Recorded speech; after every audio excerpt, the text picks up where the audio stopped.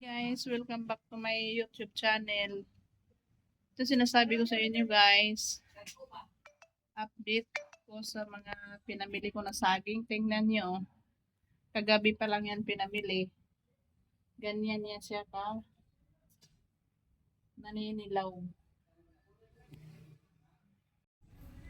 Ito, tundan. Ang tundan ng maraming hinog.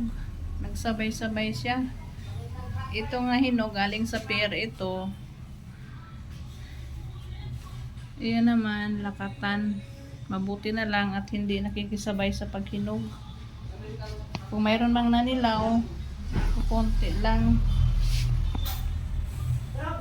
Ito talagang maglusyo ng saging guys. O, tingnan mo ito. Ito, lakatan ito. Lakatan na ano, na hinog din. Yan. So, na bukas mabenta yan. Ayan. Yan.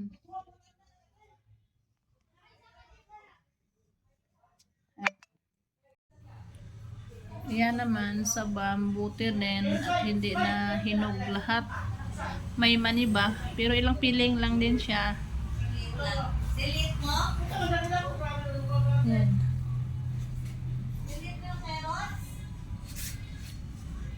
Hindi na kailangan ipahinog yung mga yan, oh. Kusang nahihinog siya. May time talaga na ganun.